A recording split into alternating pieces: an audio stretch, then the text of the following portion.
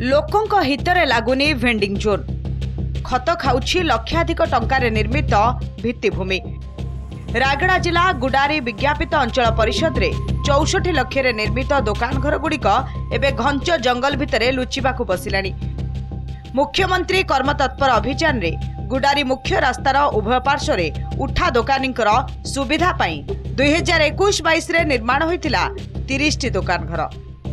हेले निर्माण हेबार दीर्घ वर्ष बीती जाइतिले भी यह व्यवसायी मानकू बंटन होई न पारी परित्यक्त अवस्था पड़ी रही। वर्तमान घर गुड़िक गाईगोरू आश्रयस्थल पलटिथिबा बेले संध्यारे असामाजिक व्यक्ति आड्डास्थली पलटिछि।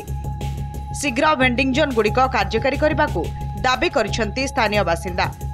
हमर एनएससी तरफ भेंडिंग जोन टी हमर एनकरेज रास्ता रे हेछि तार काम भी संपूर्ण हो जाइछि, किंतु तार उद्घाटन कौन है कौन कि जानी होनी एवं उठा दुकान गुड़ा से जाई था ताहले सहर सफा सुतरा रही था द्वारा आमर एनएससी किसी भी टिकस भी पाई पार था काम आसी पार था। आमर जो भेंडिंग जोन पर जो टंका पैसा खर्च कर जो कर प्रकृत में कार्यकारी हो पाने आउ जो परिया दुकान गुड़ाक साइरे रोड उपर बसुँच से सुरक्षित नुहति आदि बसता कार्य भल होता समस्त सुविधा होता आने सुरक्षित पाई था।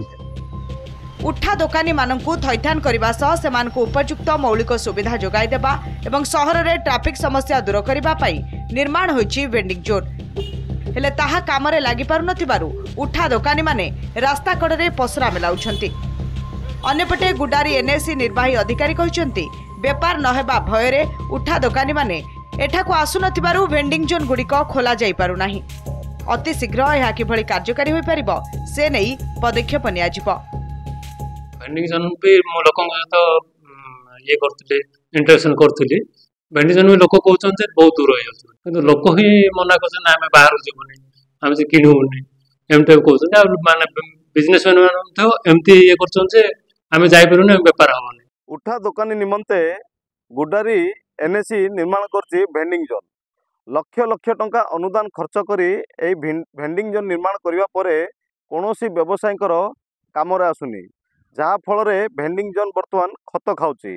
केबे एही भेंडिंग जोन व्यवसायी निमंते कार्यकारी हेबो ताकू देखिबाकू बाकी रहिला।